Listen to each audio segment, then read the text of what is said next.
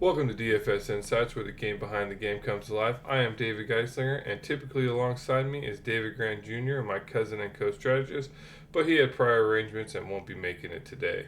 The teams up on the block are the Denver Nuggets at the Minnesota Timberwolves.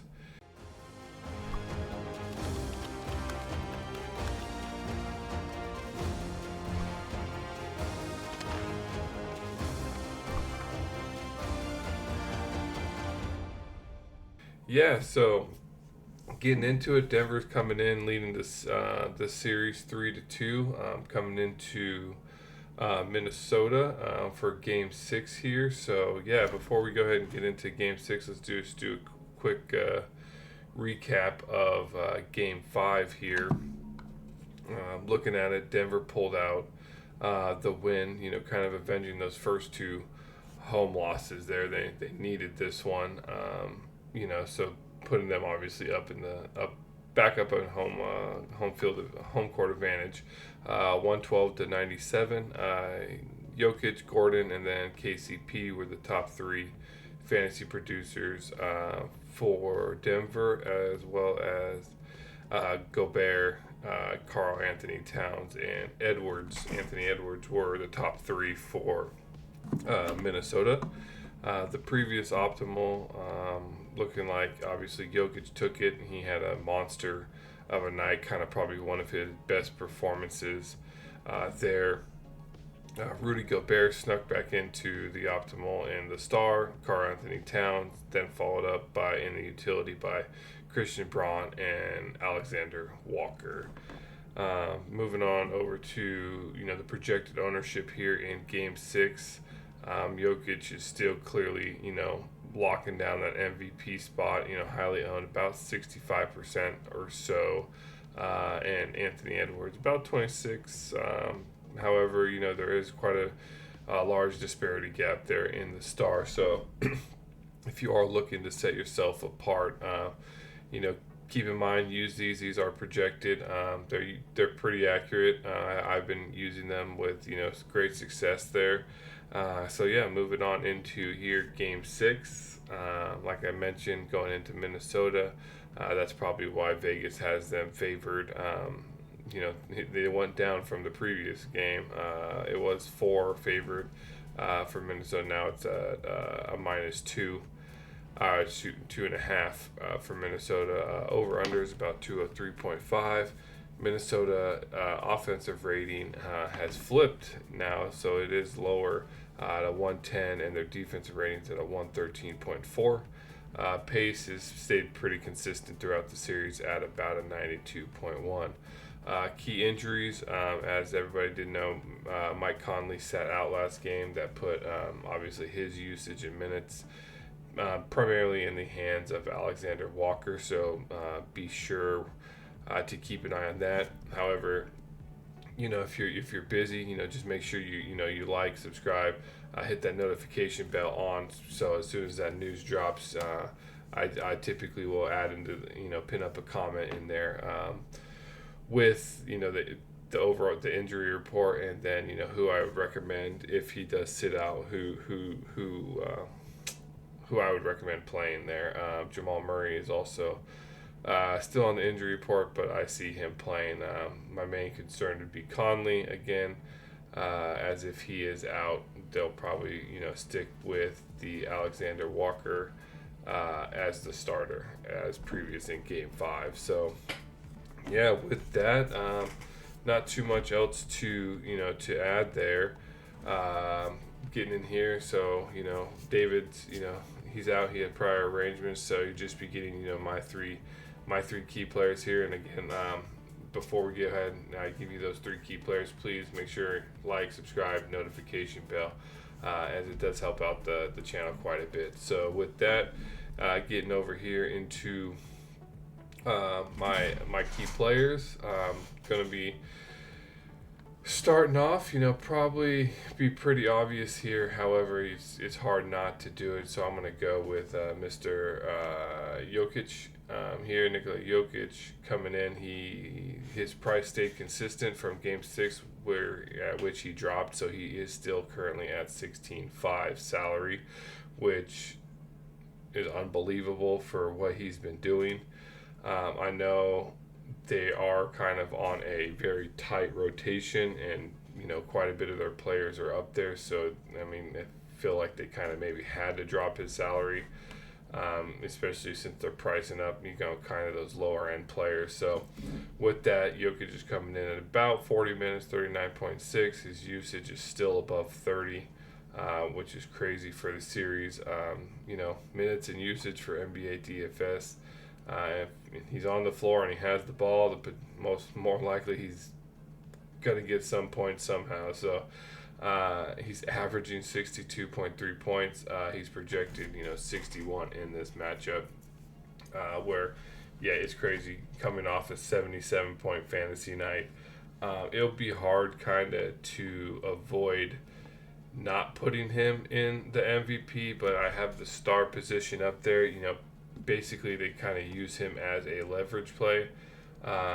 So like I mentioned, if in the previous slide of the projected ownership, at MVP 65.4% owned.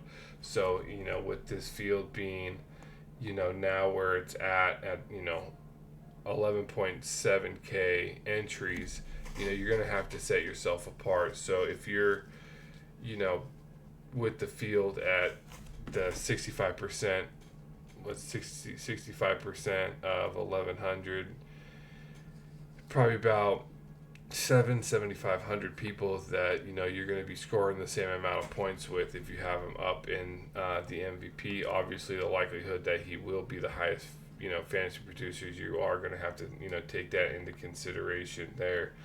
But using him at the leverage in the star where he's only 14.8%, and then you just obviously hoping for another showing, kind of like games 1 and 2 where Anthony Edwards had amazing game and Jokic actually ended up in the star. So that's kind of what I'm going to be using him as. Obviously, I will be having him to help risk mitigate risk to have him still at the MVP. But I will be using him as a key leverage there at the star position. So, with that, moving on in here to my second play that, basically like kind of leads into it with that same line of thinking. Because as much as NBA is kind of, not too much, I mean, you're basically, looking for the individual fantasy points. You kind of want to have your lineup, your whole lineup needs to be that positive expected value, especially in these larger field tournaments, to where you have to put yourself in a position to win. With this many entries, this many probably top tier players playing, you're going to need to set yourself apart. So with that, I'm coming in at Anthony Edwards because I clearly see him as probably the one person that would be able to help my leverage play with Jokic. So obviously I have him more at the MVP. That's also a leverage play for him, as he's the only really coming in at about 26%, whereas in star he's coming in about 33%. He is getting the minutes. He's basically, obviously their key player on Minnesota is just he's had, those first 2 games where he kind of, just had the great games, then he kind of, sat back. So I'm looking for another performance like that. 41.13 minutes, usage 29. He's averaging 47 points, and he's projected basically his average at 47.2. So, he is clearly the second highest fantasy scorer, or at least averaging on the slate.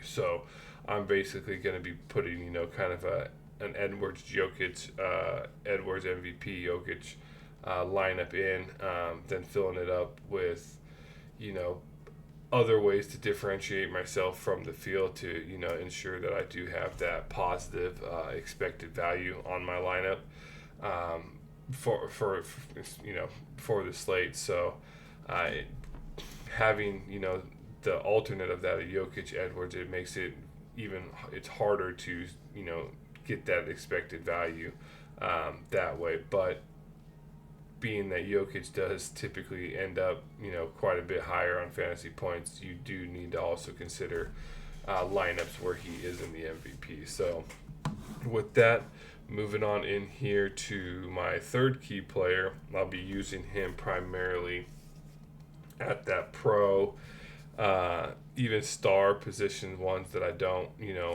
have that the Jokic play. But Michael Porter Jr. He's dropped down in salary, so I like him. And typically with the drop in salary, people will look at his salary and maybe give him another shot. But then if you game log kind of troll, just looking at his stats, the last two games have not been nearly what he has been doing. So, the 20-point performance in 11, where he's, typically had been, mid 30s, low 40s fantasy production. So I'm going to come back to him. I think, he just had a few off nights. Maybe they were keying in on him. His shot selection seemed a little bad judgment in the last few games. But with the minutes at 36.2, his usage is still up there. He's still averaging, even with those two poor games, 23.6. He is projected, good 25 points this matchup. And with his salary drop, from, I think he's got as high as in this one up to, 12K. Now he's back down to 11, which, does definitely help with roster construction. Even with that, Edwards, Jokic, I could throw Porter in the pro. He is a slightly, that's not necessarily that's one of the more chalkier plays, putting him in the pro, as in he's coming in at about 20.4% there. But if, based on, who I'm going to be throwing in the utility, maybe shift him down into the utility slot where he's only 8.4 if I feel I need to set my lineup even further apart based on, the remaining two players that I use. So, keep in mind when you are creating these lineups, it is a lineup. You're not necessarily doing individual players. So, the entire lineup needs to be, that positive EV, expected value. So, whether or not every player is individually positive expected value, you could have some negative players, but as long as the overall lineup construction ends up being that, you should be sitting pretty good. So like I said, keeping in mind there's about 12,000 entries in this 30K to first, so you're probably going to be hitting, need to be hitting upwards of, the highest possible, or aka the nuts, point wise, in order to kind of place up there. So with that, good luck. Hope it, hope everything works out. Those are my key players. If you do have any comments, questions, have any extra players that you want some information on, please make sure you drop a comment down in the comment section. Be more than happy to, and even David will be monitoring the comment channel to give his feedback as well. So, we are, this could be potentially the last Denver game. If they win tonight, then they win the series, and then, we'll be focused on finishing up the OKC Dallas series, and then moving on into, waiting for probably the Eastern and Western Conference Finals. We'll be probably covering both of those games there. So with that, stay tuned. Hit that like, hit that subscribe button so you don't miss any episodes here at DFS Insights. And with that, good luck. Stay tuned. And we also, in the future, we'll be covering that UFC 302 event. So, and we covered that the main slate over there on DraftKings. So, good luck on tonight's matchup. And with that, have a good one.